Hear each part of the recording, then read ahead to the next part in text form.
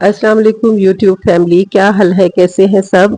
उम्मीद है कि आप खैरियत से होंगे और मैं भी ठीक हूँ आपकी दुआओं से और अल्लाह के फजल से। और मैं हूँ यास्मीन, आपकी होस्ट, और आप हैं मेरे साथ मेरे channel daily vlogs Yasmin daily vlogs पर। तो आज मैं डेली रूटीन आपके साथ शेयर नहीं करने वाली हूँ। मैं आज निकली हूँ इस टाइम पे वॉक करने के लिए इवनिंग में। तो मैंने सोचा कि मैं आपको भी साथ साथ रखूं और अपने ख्यालात का इजहार करती रहूं और मैं आपको ये बताऊं कि मैं ब्लॉगिंग की दुनिया में कैसे आई, किस ख्याल ने मुझे तहरीक दी। मैं चूंकि 5 दहाइयां जिंदगी की गुजार चुकी हूँ और बहुत से उतार चढ़ाव देखकर अपने तकरीबन तकरीबन फराइज से सुबकदोश भी हो चुकी हूँ।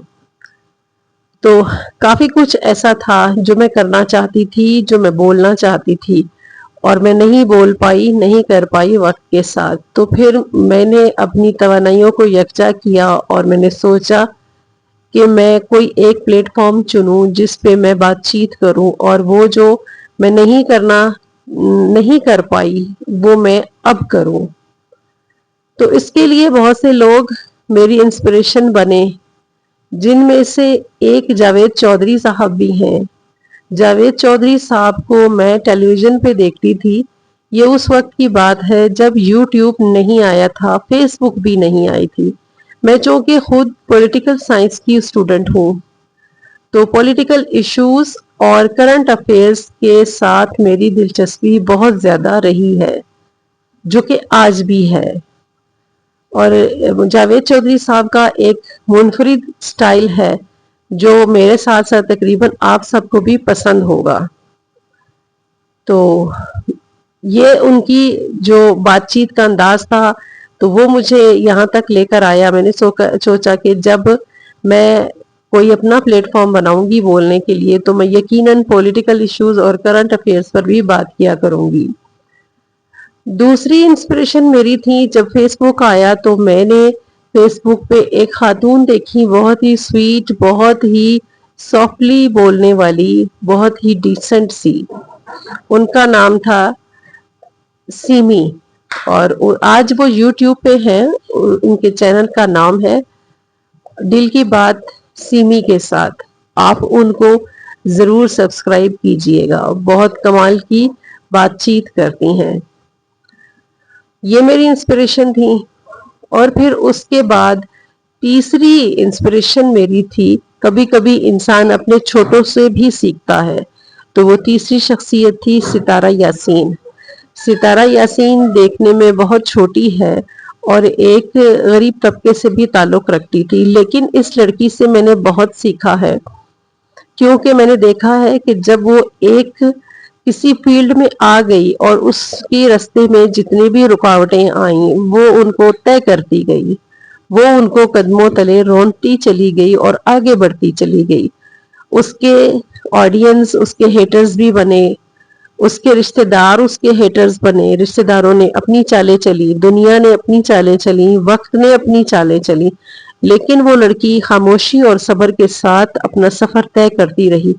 कई जगहों पे वो बहुत बुरी तरह टूटी भी, खुदकुशी तक की सोचें भी उसकी जिंदगी में आई, लेकिन वो हारी नहीं और चलती चली गई। आज वो फाइनेंशियली भी स्टेबल है और माशाल्लाह से सोशली भी वो इतनी ग्रोथ कर चुकी है कि उसे अब कम से कम हेटर्स के कहे सुने की परवाह नहीं होती।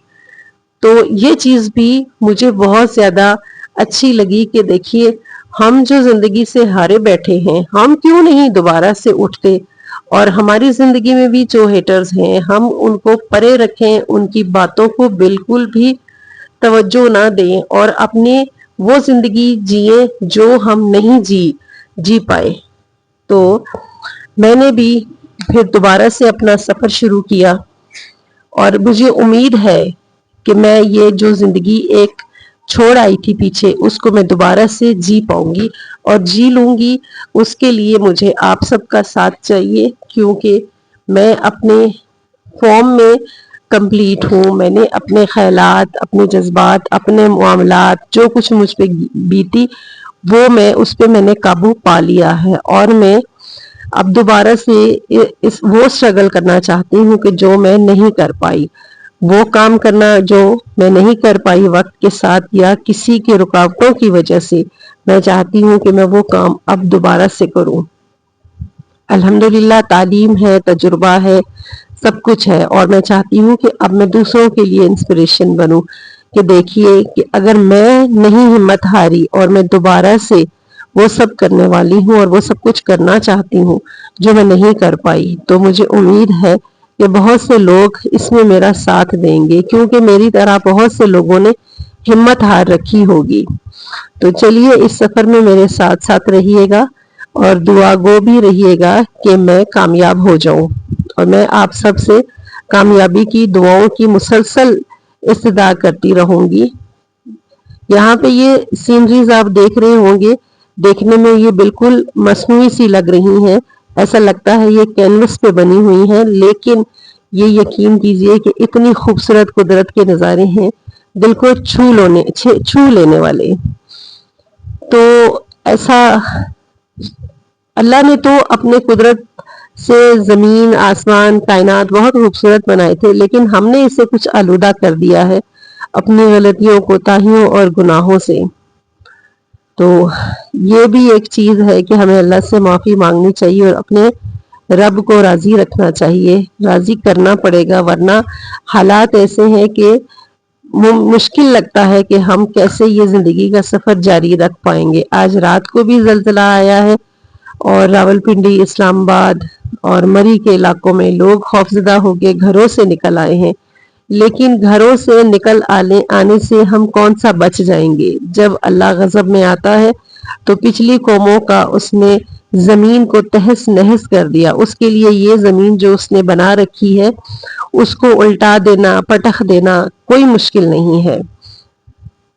تو کوشش یہ کرنی چاہیے کہ ہم اپنے رب کو راضی کر پائیں اور ایسی زندگی گزاریں کہ جو ہمارے لیے بھی مشکل نہ ہو اور اللہ کو بھی پسند آتی رہے۔